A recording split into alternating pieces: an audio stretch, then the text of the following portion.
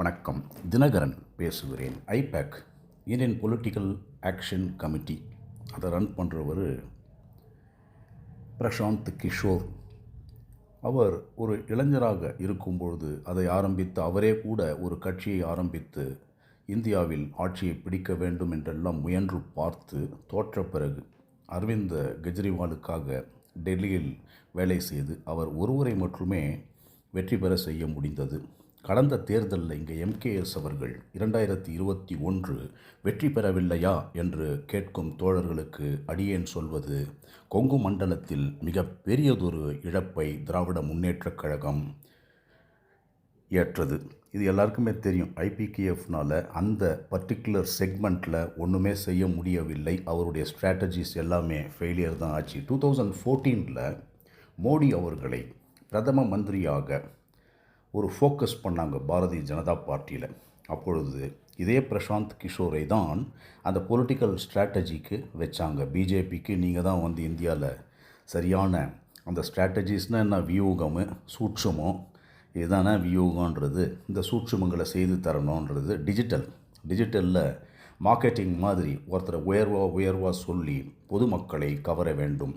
ஆனால் இதை நன்றாக புரிந்து கொண்ட பிரதமர் நரேந்திர மோடி அவர்கள், இவர் நமக்கு சரிப்பட்டு வரமாட்டார், பிரசாந்த் கிஷோருக்கும் எங்களுக்கும் எங்களுடைய ஐடியாலஜிக்கும் ஒத்து வரமாட்டார், கிரவுண்ட் ரியாலிட்டிஸ் பிரசாந்த் கிஷோருக்கு டஸ் நாட் நோ, அவரை வெளியே அனுப்புவோம் என்று சொன்ன பிறகு பிரசாந்த் கிஷோர் அதிலிருந்து வெளியே வந்தார். 2014 மிக பெரியதொரு வலிமையான கட்சியாக பாரதிய ஜனதா கட்சி. பிரசாந்த் கிஷோர் என்னும் ஸ்ட்ராட்டஜிஸ்ட் இல்லாமல் உலகத்தில் இப்போ எத்தனையோ நாடுகள், குறிப்பாக அமெரிக்க ஐக்கிய நாடுகளிலிருந்து இந்த தொற்று நம்மை வந்து தாக்கி உள்ளது. இது இந்த பொலிட்டிக்கல் ஸ்ட்ராட்டஜியில் பல கோடி ரூபாய் வருமானம் ஈட்டுகின்றனர்.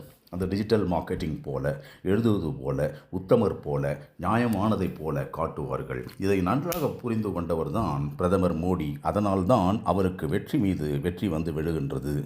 இன்றைக்கு தமிழக வெற்றிக் கழகத்தின் தலைவரும் நடிகருமான விஜய், அவரோட 3 மணி நேரம் பேசினாங்க, 2.5 மணி நேரம் பேசுகிறாங்க அப்படின்னு சொன்னாங்க. Nothing wrong in that. அவர் 120 மாவட்ட தலைவர்களுக்கு கூட போட்டார். எல்லாமே ஜாதிய அடிப்படையில் தான் போட்டான்னு சொன்னாங்க. அதெல்லாம் நத்திங் ராங் இன் தட். இந்த ஸ்ட்ராட்டஜி பண்ணது தப்பு இல்லை. ஆனால் 100% ப்ராக்டிக்கலாக வருமானா அது ப்ராக்டிக்கலாக வராது, தியரட்டிக்கலாக இருக்கும். அதை வைத்து எப்படி விஜய் செயல்படுகிறார், மக்களை எப்படி சந்திக்கின்றார், மக்களோடு எப்படி பழகுகின்றார், மக்களோடு எப்படி இணைந்து செயல்படுகின்றார், தன்னுடைய தொண்டர்களை சரியான பாதையிலே அழைத்து செல்லுகின்றார், இவர் என்ன பேசப் போகிறார், that is very most important. திராவிட முன்னேற்றக் கழகம் சென்ற முறை ஆட்சியை பிடித்தது கூட திராவிட முன்னேற்றக் கழகம் 75 ஆண்டுகள் இந்த களத்தில் நின்று போராடி பல தோழர்களை அவங்க அரவணைச்சு சென்றதுனால தான் அந்த இது வந்தது. இன்ஸ்பைட் ஆஃப் தட் கொங்கு மண்டலத்தில் தோல்வி தான். அது எம்கே ஸ்டாலின் அவர்களுக்கே கூட மன வருத்தம் உண்டு.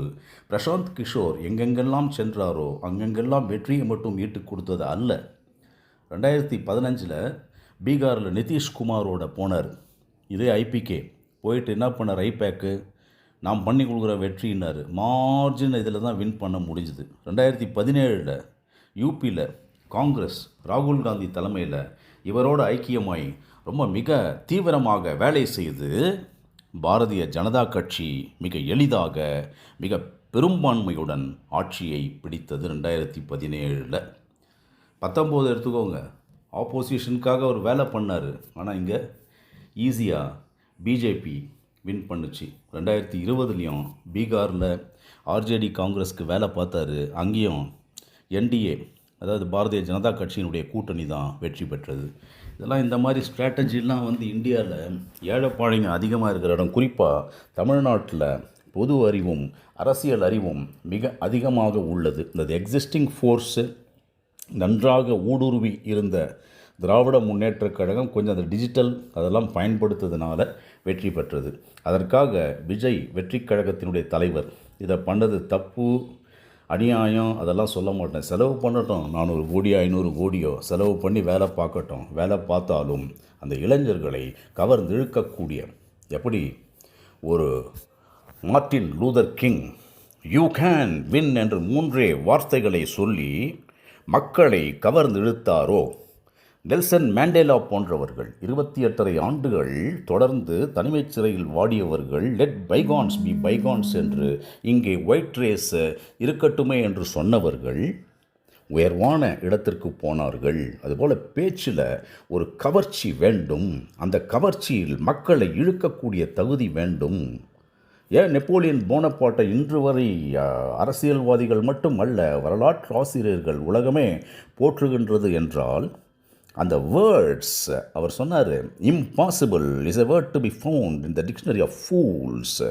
முடியாதது என்பதே முட்டாள்களின் அகராதியில்தான் உள்ளது என்றதை சொல்லி மிகப்பெரியதொரு வரவேற்பை பெற்றது மட்டுமல்ல, மிகப்பெரியதொரு செல்வாக்கை பெற்றது மட்டுமல்ல, ஐரோப்பிய அந்த நாடுகளையே வென்று முடிக்கக்கூடிய ஒரு ஆற்றல் அவருக்கு அவரது படை வீரர்களால் கிடைத்தது. அந்த பேச்சு வேணும். அந்த பேச்சில் எனக்கு என்னவோ விஜய் கொஞ்சம் லேக்கிங்காக இருக்கா மாதிரி நான் ஃபீல் பண்ணுறேன்னு சொல்லி இந்த பப்ளிக்கில் பேச்சை கற்றுக்கொள்ள வேண்டும். அவருடைய கட்சிக்கு இங்கிலீஷில் அன்னோயிங்லி அவர் வச்சுருக்கார் டிவிகே. டிவிகேன்னா என்ன தெரியுமாங்களா? திருவிக்கா. அந்த திருவிக்கா தமிழிசை தென்றல். அவர் அந்த தென்றல் அப்படியே பேச்சில் மிகப்பெரிய ஒரு வலிமையை காட்டிய மனிதர் திருவிக்கா. எங்கெங்கெல்லாம் தமிழ்நாட்டில் காங்கிரஸ்கார் தான். ஆனால் கலைஞர் அவர்கள் கூட திருவிக்கானுடைய பேச்சுக்கு அடிமை என்று சொல்லி பெரும்பாலான திராவிட கழகத்தினுடைய தலைவர்கள் திருவிக்கானுடைய பேச்சுக்கு அடிமை என்று சொல்லி அவர் எங்களுக்கெல்லாம் ஒரு ஸ்டெப்பிங் ஸ்டோன்னு கூட சொல்லியிருக்காங்க, பெரியார் போன்றவர்கள் எல்லாம் சொல்லி. அது மாதிரி வரணும். ஒரு எக்ஸாம்பிளாக ஒரு ட்ரெண்ட் செட்டிங்கை க்ரியேட் பண்ணி மக்களின் மனதிலே இப்போ மாற்றம் வேணும், ஏற்றம் வேண்டும், தோற்றம் வேண்டும் எல்லாம் சொல்கிறாங்க. எந்த மாற்றம், ஏற்றம், தோற்றம் வேண்டும் என்றாலும் அந்த பேச்சிலே ஒரு கவர்ச்சி வேண்டும், அந்த பேச்சிலே ஒரு உண்மை வேண்டும், அந்த பேச்சிலே ஒரு நீதி வேண்டும். நல்ல தலைவருக்கு ஆங்கிலத்திலே ஒரு டெஃபினேஷன் சொல்வார்கள், எ குட் லீடர் ஒன்று knows the way shows the way goes the way but does not go away. ஒரு நல்ல தலைவருக்கு ஒரு வழி தெரிந்திருக்க வேண்டும், அந்த வழியை மற்றவர்களுக்கு காட்டக்கூடியவராக இருக்க வேண்டும், அந்த வழியிலிருந்து நெறி பிறழாமல் நடக்கக்கூடியவராக இருக்க வேண்டும், அந்த வழியிலேயே செல்லக்கூடியவராகவும் இருக்க வேண்டும். அவர்தான் உண்மையான தலைவராக இருக்க முடியும் என்று மட்டும் சொல்லி இந்த ஆளுமை வேண்டுமென்றால் இத்தனை தகுதிகளையும் விஜய் அவர்கள் பெற்றிட வேண்டும் என்று மட்டும் கூறி அவரை நம்பி பல லட்சக்கணக்கான இளைஞர்கள் அந்த 25 இயர்ஸ்க்குள்ளே இருக்காங்க. அதில் பெரும்பாலும் படிப்பறிவு இல்லாதவர்கள், வசதி படைத்தவர்கள், பணக்காரர்கள் எல்லாம் இருக்காங்க. இவங்களை அரவணைச்சி செல்லக்கூடிய மிகப்பெரிய ஒரு குவாலிட்டி இருந்தால் தான் முடியுமே ஒழிய. பிரசாந்த் கிஷோர் வழியை காட்டுவார், டிஜிட்டல் மார்க்கெட்டிங்கை சொல்லிக் கொடுப்பார். இருந்தாலும் இதையெல்லாம் ஈடுகட்ட முடியுமா என்பதை 2026 தேர்தல்கள் முடிவு செய்யும் என்று சொல்லி நன்றியுடனும் அன்புடனும் விடைபெறுகிறேன். வே தினகரன்.